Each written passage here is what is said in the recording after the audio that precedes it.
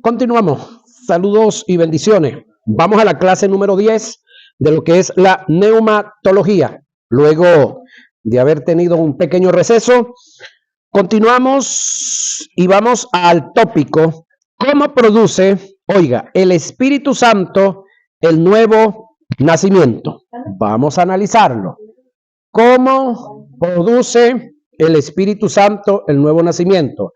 Es decir, el que produce o el que produjo en nosotros el nuevo nacimiento fue el Espíritu Santo.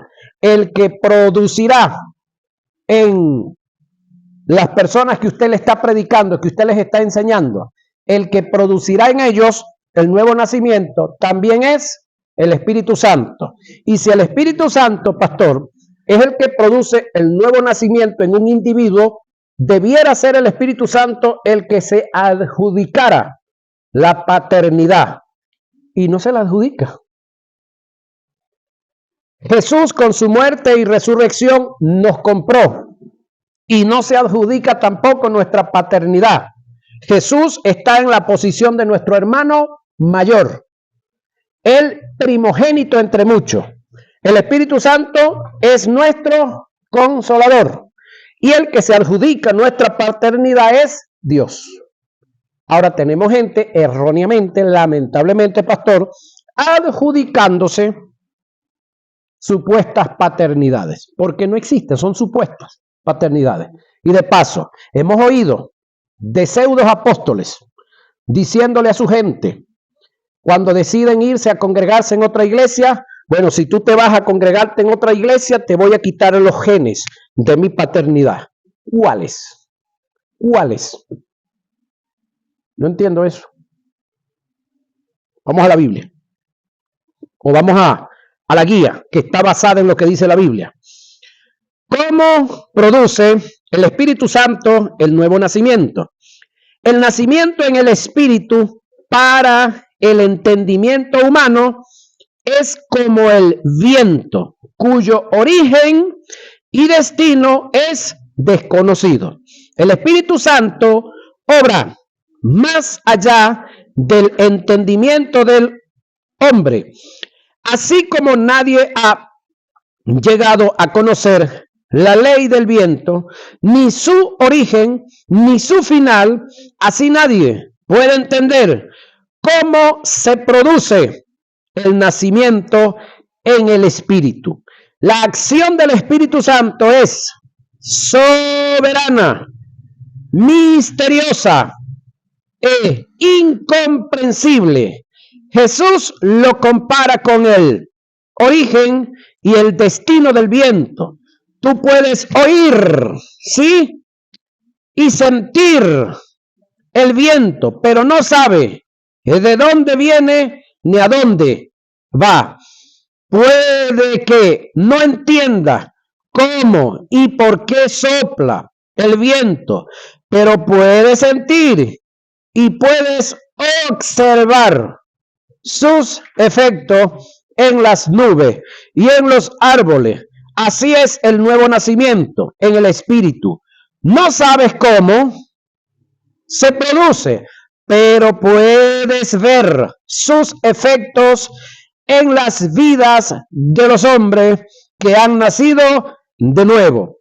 Lo que no podemos negar es que estas dos acciones, justificación y vivificación, vienen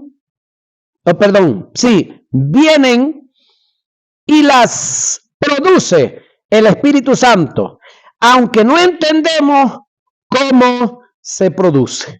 La obra del Espíritu Santo en la iglesia. Ya vimos la obra del Espíritu Santo, ¿a dónde? En el mundo. ¿Qué es lo que produjo ahora la iglesia? La iglesia es el resultado de la obra del Espíritu Santo en el mundo. El Espíritu Santo convenció al mundo de pecado, de juicio y de justicia. Y ahora ese o esos o esas que eran mundo, ahora somos iglesia. Amén. De entre los gentiles y de entre Israel. Es decir, reitero, para Dios solamente, pastor, hay ahorita 3 pueblos: Los gentiles que los hizo él, que son los inconversos, todos, escúcheme, incluyendo Israel, la que no ha recibido a Jesús. Israel, como tal, Israel, perdón, no es gentil, me refiero, es mundo. Es decir, mundo, los gentiles es mundo. Israel, la que no se ha convertido, es mundo también. Sin embargo, como pueblo, los gentiles son los no judíos y los judíos son los que no son los gentiles, pero fueron sacados de entre los gentiles. Entonces la iglesia somos todos los que hemos creído que fuimos mundo, bien sea gentiles o israelíes. Entonces todos los de Israel que creyeron en Cristo dejaron de ser Israel para él y pasaron a ser iglesia. Iglesia somos solamente los que hemos conocido y reconocido a Jesús como el Mesías, como el Cristo, como el Hijo de Dios, y hemos aceptado que su sacrificio en la cruz del Calvario y su resurrección nos ha dado la vida que tenemos. Amén. Entonces, la obra del Espíritu Santo en la iglesia no es la misma del mundo. Lo primero que debemos entender como hijos de Dios es que el Espíritu Santo es el don de Dios. Oiga, para la iglesia, no para el mundo. Jesús dijo en Juan 14:17, el Espíritu de verdad, el cual el mundo no puede recibir, porque no le ve ni le conoce, pero vosotros le conocéis, porque mora con vosotros y estará en vosotros. Juan 3:16 dice que Cristo es el don de Dios para el mundo. De la misma forma que recibimos a Cristo como don de Dios mientras estuvimos en el mundo para salvación, debemos recibir al Espíritu Santo como don de Dios ahora que somos creyentes. La experiencia que el creyente ha tenido con la persona del Espíritu Santo es muy superficial, aislada de la verdad de Dios. Debemos sacar al espíritu del mundo de la teología, que deje de ser abstracto para nosotros y que pase a ser una verdad en nuestras vidas. Uno de los pecados más graves que ha venido cometiendo el creyente en contra de la persona del Espíritu es ignorarlo como persona y no tomar en cuenta sus funciones. Por esta causa, la iglesia vive como los huérfanos en relación al Espíritu Santo. Él fue el agente enviado del Padre para asistirnos en todas las áreas de la vida. Él, el Espíritu Santo, nos muestra la verdad, nos enseña, nos corrige, guía, nos recuerda las cosas, nos capacita con poder, hace de nosotros su morada. Él es el testigo interno, nos conduce a la comunión, aboga por nosotros, nos da iluminación de los misterios del Padre y del Hijo, nos asiste en la obra de evangelización, en el convencimiento del pecado, en este caso de los pecados. El no tomar en cuenta, el no tomar al Espíritu Santo en cuenta es vivir desprovistos de todas estas cosas, sin recurso, sin posibilidad de éxito en lo que emprendamos. El no tomar en cuenta al Espíritu Santo es una de las formas de apagar al Espíritu. Primera a Tesalonicenses 5:19. Y de contristarlo, Efesios 4:30. La forma de estar lleno del Espíritu es dejar que Él, ¿quién? El Espíritu Santo, sea operativo en nuestras vidas, dejando que Él ocupe el lugar que le corresponde. Jesús tipificó el Espíritu Santo como, oiga, ríos por dos causas. La primera, usa el plural indicando que son muchas las operaciones que el Espíritu viene a hacer en nuestras vidas. B, la segunda es que el río nunca se estanca, él siempre está fluyendo. El Espíritu Santo no vino para estancarse en tu vida, él vino a fluir. En Juan 7:38 Jesús dijo, el que cree en mí, oiga, como dice la Escritura, la pregunta es, ¿cuál Escritura? Juan 7:38. ¿Qué Escritura? Entonces usted tiene que sentarse en el momento que Jesús está diciendo.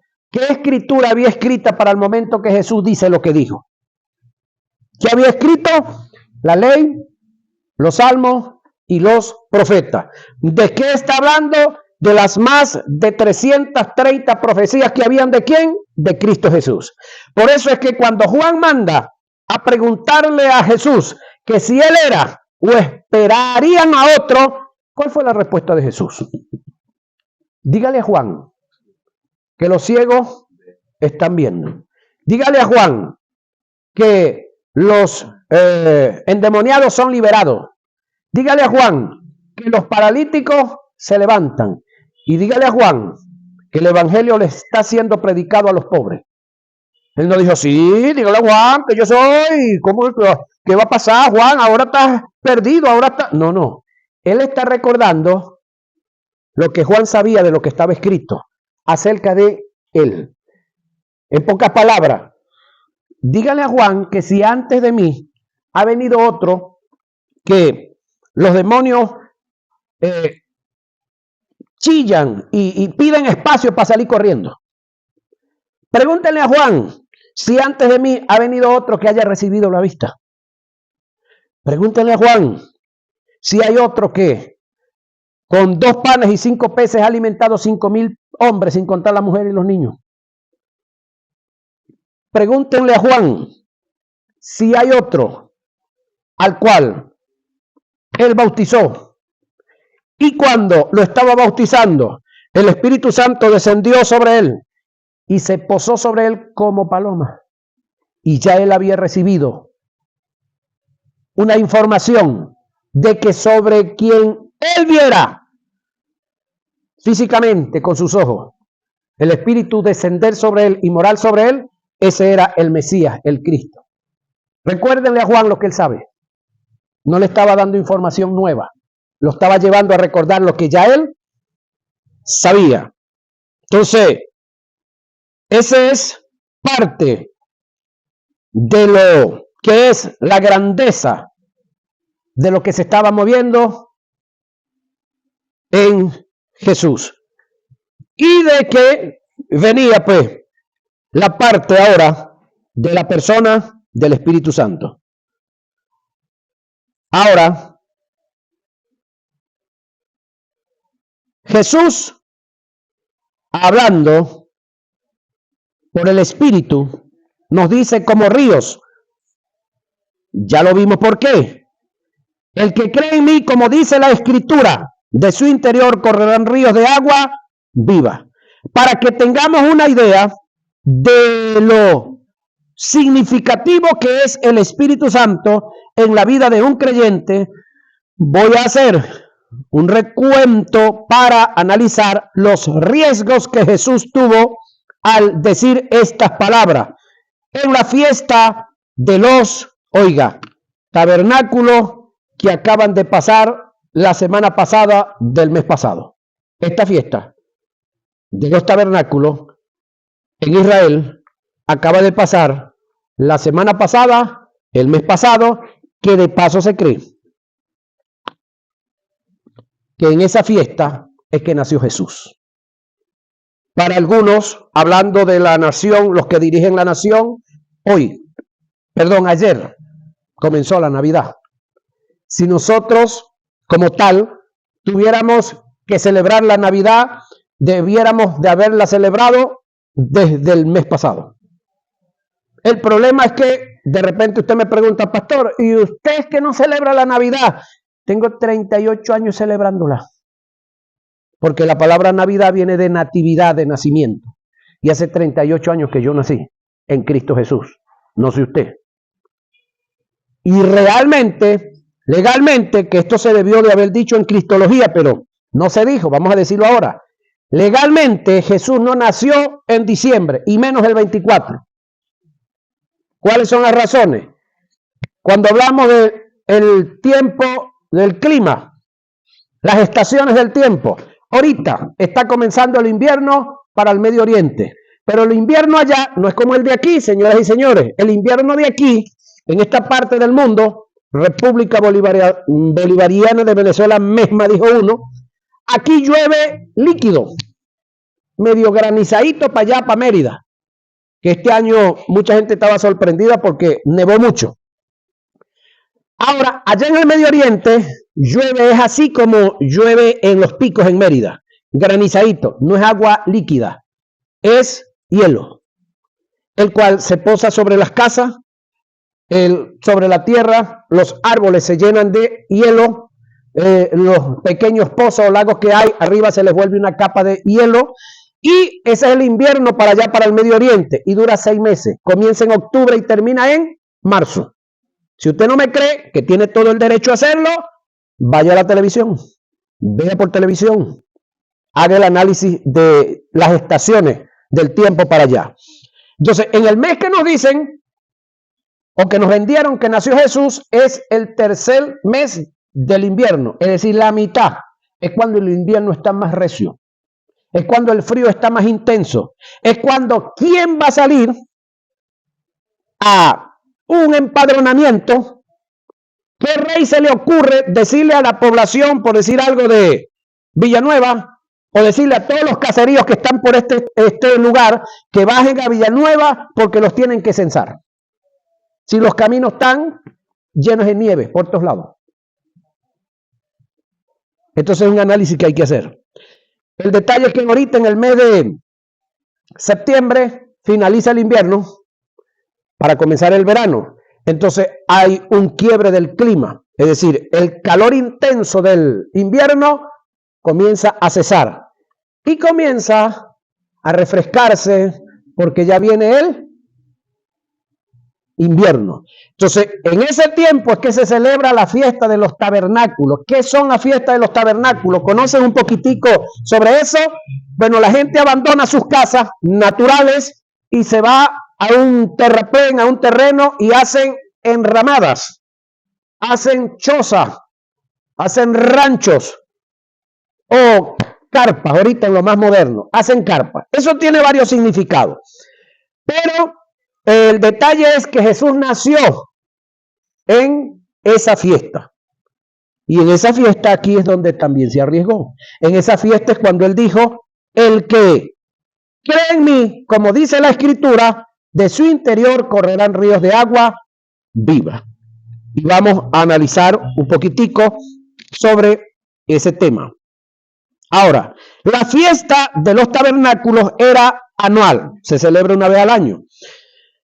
En dicha fiesta, según Levíticos 23, 34 y 43 y números 29, 2 y 38, fiestas del Antiguo Testamento, Deuteronomio 16, 3 y 15, toda la familia judía debe abandonar sus casas para habitar en tiendas, como recordatorio de haber habitado en tiendas durante el peregrinación o el peregrinaje en el desierto. A esta fiesta, después del cautiverio, se le añadió un ceremonial que consistía en una procesión que partía desde el templo hasta el estanque de Siloé. Tomaban agua del estanque en una vasija de oro que era llevada de regreso al templo en manos del gran sumo sacerdote, y el agua era derramada en el altar, mezclado con vino sobre el sacrificio preparado. Esta agua era derramada como símbolo de agradecimiento por el agua que brotó de la roca y fue bebida por todo el pueblo. Éxodo 17:6. En dicha ceremonia se convocaba a todos los hombres de Israel y había una atención única sobre el sumo sacerdote. Jesús, en una forma, oiga, desapercibida, interrumpió la ceremonia, la cual era un delito, y al hacerlo era reo de muerte. Y para agravar esta situación lo hizo durante el último día de la fiesta. Lo que no entendía el pueblo es que quien interrumpió la ceremonia tenía toda la autoridad para hacerlo, porque él es la roca de donde brotó el agua en el desierto, y todos bebieron de ella, cuya agua es tipo del Espíritu Santo. Primera a Corintios 10:4. La misma roca se hizo presente en la ceremonia. Hizo una invitación a beber agua de la fuente, en contraste con la pequeña cantidad de agua que derramaban el sumo sacerdote y que de paso venía de un estanque. La roca, que es Cristo, en su cumplimiento a lo dicho por Isaías 12:3, no solo hace una invitación a beber, sino que te ofrece la fuente del agua, que es el Espíritu Santo, que fluirá como ríos para satisfacción propia y para hacer satisfacción para otro. Jesús dijo: si alguno tiene sed, venga a mí y beba. El que cree en mí, oiga, como dice la Escritura, de su interior correrán ríos de agua viva. Ahora, oiga esto. Esto hace un contraste muy fuerte, si mal no recuerdo, con el Salmo 42, Salmo 41, 42, donde el salmista David dice: como el ciervo brama por las corrientes de las aguas, así clama por ti, oh Dios, el alma mía. Pregunto yo, ¿usted va a creer en esto que dijo Jesús o usted se va a abrazar a lo que dijo el salmista? El salmista está diciendo que él estaba como el ciervo que bramaba por una corriente de agua. Jesús está diciendo que si usted creía en él, como dice la Escritura, de su interior tiene que correr ríos de agua viva. Imagínese la diferencia.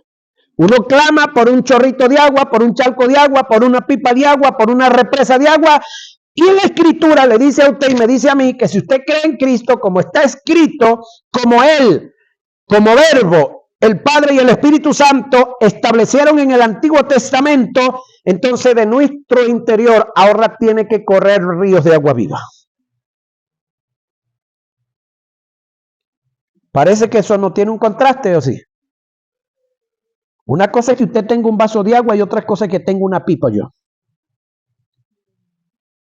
Ahora, Juan da testimonio diciendo: esto dijo del Espíritu Santo, que había de recibir los que creyeran en él. Era tanta la urgencia del Mesías de anunciar el advenimiento del Espíritu, que tomó todos los riesgos el esperar el último día de la fiesta, el de mayor congregación, el día de la entrega donde había mayor concurrencia. Ese día Jesús proclamó la profecía dicha por el profeta Isaías cuando dijo: sacaréis con gozo agua de la fuente de la salvación. Isaías 12:3. Hace de la iglesia su morada.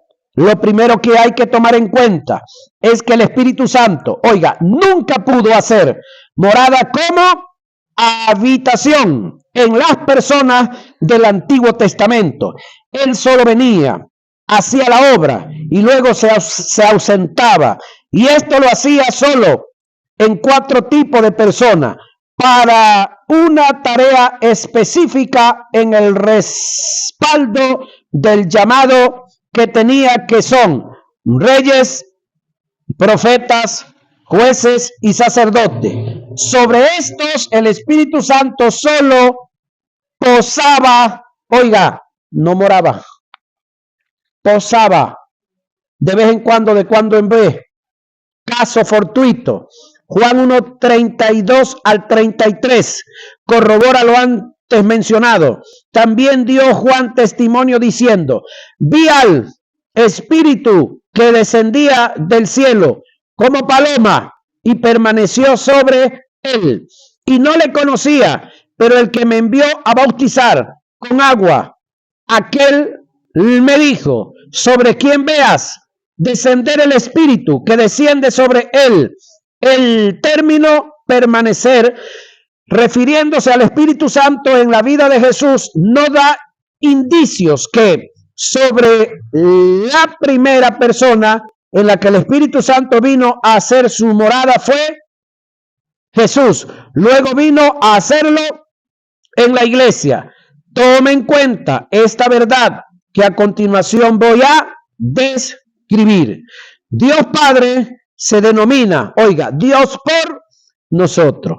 Dios Hijo se denomina Dios con nosotros, o Emmanuel. Dios Espíritu Santo se denomina, oiga, Dios en nosotros. Cuando hace su morada, Jesús dijo: el Espíritu Santo que mora con vosotros y estará en vosotros. Esta segunda parte ya es una realidad. Estará. Ahora, ya el Espíritu Santo está en nosotros. Ahora, ni siquiera en los discípulos, mientras andaban caminando con Jesús, el Espíritu Santo pudo morar en ellos. Pero en nosotros sí mora el Espíritu Santo. Por lo tanto, creo que debiéramos de ser un poco más agradecidos. Creo que debiéramos tener un poco más de gratitud. Para que el Espíritu Santo viniese a morar en nosotros como cuerpo, primero tuvo que dársela justicia y la vida de Dios. Es decir, primero tuvimos que ser justificados y vivificados, porque en la naturaleza de pecado y de muerte, Él no puede morar permanentemente en nosotros. Estábamos en total contraste con su naturaleza. Todo esto es corroborado por Ezequiel cuando dice: esparciré sobre vosotros agua limpia y seréis limpiados de toda vuestra inmundicia y de todos vuestros ídolos. Los limpiaré y os daré corazón nuevo y pondré espíritu nuevo dentro de vosotros y quitaré de vuestra carne el corazón de piedra y os daré un corazón de carne y pondré dentro de vosotros mi espíritu. Eso está en Ezequiel 36, 25 y 20 al 27. Para mayor comprensión de la habitación del Espíritu Santo en el creyente, debemos hacer un análisis etimológico de dos términos y conocer sus propiedades y sus valores. Estos términos son morada y templo. Morada. El verbo morar en griego es oikeo, derivado de oikos, que indica una casa o habitación. El término oikeo que Pablo utilizó para referirse al Espíritu Santo como morador tiene que ver no solamente con el que habita, sino con el dueño o propietario de la morada. Esto hace entender desde el punto de vista etimológico que el Espíritu Santo no solo vino a morar en el hombre, sino que es dueño y señor de su morada. De no ser así, el Espíritu Santo sería un arrimado o un inquilino. Según el testimonio de los que escribieron las Escrituras, el Espíritu Santo no es un simple morador como arrendador, no es un invasor, no está arrimado, es el dueño de la iglesia. ¿Alguien puede decir algo? Amén. Que es su cuerpo y tiene todo el derecho sobre ella. Ahora, la pregunta es, no me la respondan, ¿le estaremos nosotros dando derecho al que tiene esos derechos, valga la redundancia? ¿Sí? ¿Estaremos nosotros a derecho con ese derecho? Pregúntese para allá para adentro y respóndase usted solito para allá. Y si no, bueno, ya usted sabe que está así. ¿Qué debe hacer? Ahora, y si sí, bueno, sígalo haciendo. ¿No sabéis que soy templo de Dios y que el Espíritu de Dios mora en vosotros? Primera a Corintios 3:16. En quien vosotros también sois juntamente edificados para morada de Dios en el Espíritu. Efesios 2:22. ¿O pensáis que la Escritura dice en vano, el Espíritu, el cual Él ha hecho morar en vosotros, nos anhela celosamente? Santiago 4:5. Nada más aquí hay estos tres textos que le afirman a usted lo que le estoy diciendo. Según estos pasajes, debemos entender y aceptar que el creyente no tiene ningún derecho como morada del Espíritu para tomar decisiones con su vida sin consultar con la persona del Espíritu que es el dueño de la morada. En Apocalipsis se registra uno de los más grandes fenómenos que se pueden dar en contra de la comunión que debe haber entre Dios y la iglesia.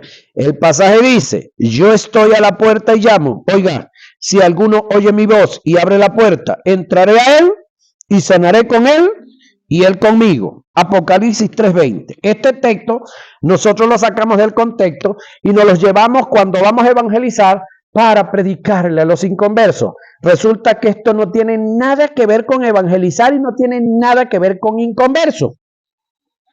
Esto tiene que ver con conversos, esto tiene que ver con gente convertida, esto tiene que ver con una iglesia, oiga, lavada por la sangre de Cristo, su nombre inscrito en el libro de la vida, lista para ser arrebatada, pero que Jesús estaba allá afuera. Y que Jesús les está tocando la puerta para adentrar, porque lo tienen afuera. Porque ellos se habían adueñado con sus acciones, con sus desarrollos. Jesús no estaba dirigiendo, llevando el control de la iglesia. Esto pareciera que fue escrito para el mundo. No, fue escrito para una iglesia. Averigüe cuál. Hay 7. A una de las 7 fue. Nosotros agarramos este texto descontextualizándolo y nos los llevamos para evangelizar. No tiene nada que ver. Aunque allá Jesús no está y sí está tocando, sí. Pero aquí, en el caso del caso tal, es una iglesia que no dejaban que Jesús ministrara y administrara su propiedad. Así como esta iglesia lo hacía con Jesús, o lo hizo con Jesús, puede que alguno de nosotros lo esté haciendo con el Espíritu Santo. No es posible entender cómo es que Cristo, siendo el dueño, Señor y cabeza de la iglesia, está del lado de afuera, tocando para que lo dejen entrar. Esto se da también con el Espíritu Santo y la iglesia, que habitando el Espíritu Santo en la iglesia, Él en nosotros, y siendo, en nosotros, y siendo dueño y señor de la morada, no tenga libertad en ella. El trato que la iglesia le ha dado al Espíritu Santo como el morador es semejante al que se le da a un arrimado.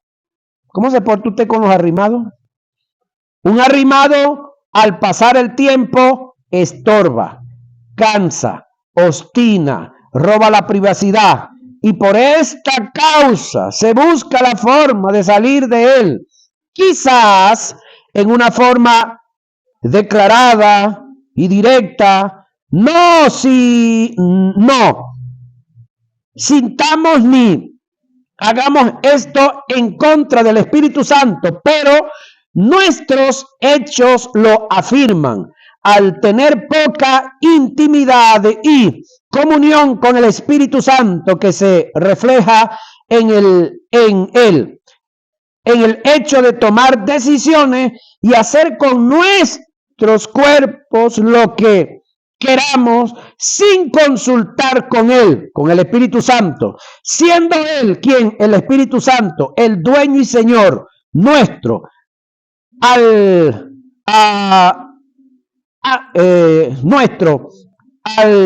tomarnos como morada.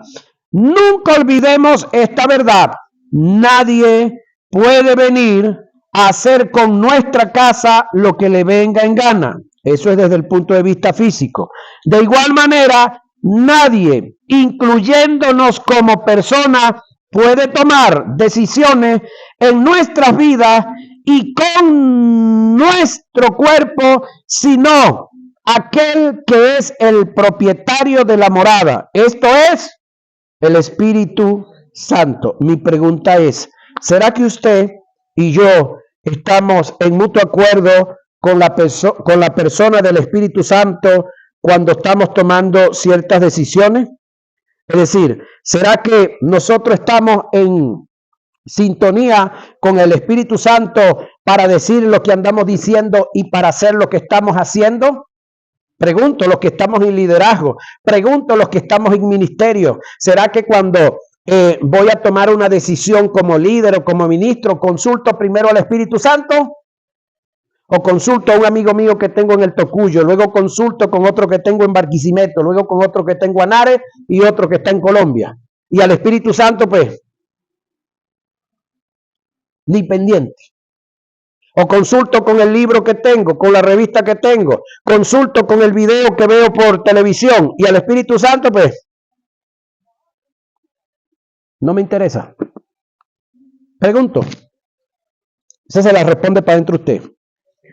Primera a Corintios 6, 19, 20 dice: ¿O ignoráis que vuestro cuerpo es templo del Espíritu Santo, el cual está en vosotros, el cual tenéis de Dios, y que no sois vuestros, porque habéis sido comprados? A ver, ¿cuántos de los que están aquí han sido comprados? Amén, yo solo. Los demás, ¿cuántos de los que estamos aquí hemos sido comprados?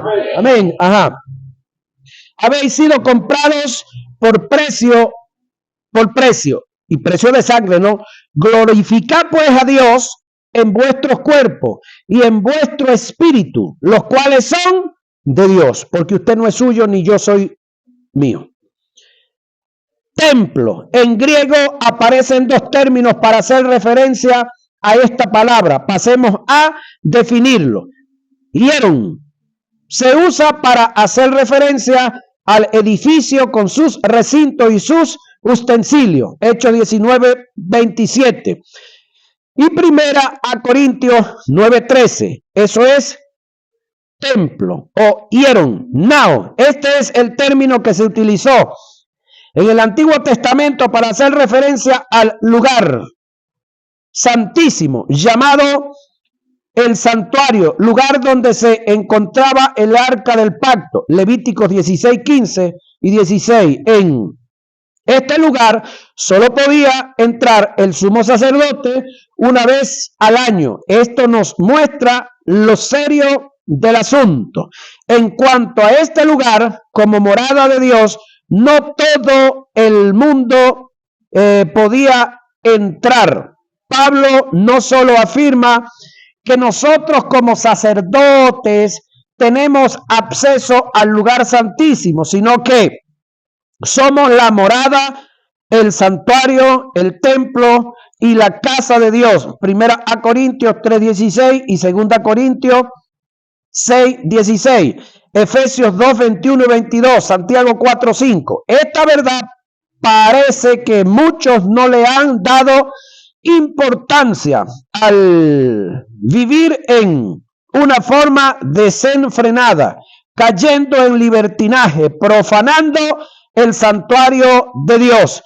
En el Antiguo Testamento tenemos un ejemplo claro y la tomo como verdad paralela en relación a la profanación, sacrilegio y abominación cometidos en el templo de Dios. Se trata del sacerdote Elí y sus hijos, quienes tenían sus relaciones sexuales, oiga, en el mismo altar del sacrificio, perdón, e irrespetando y teniendo en poco la santidad de Dios.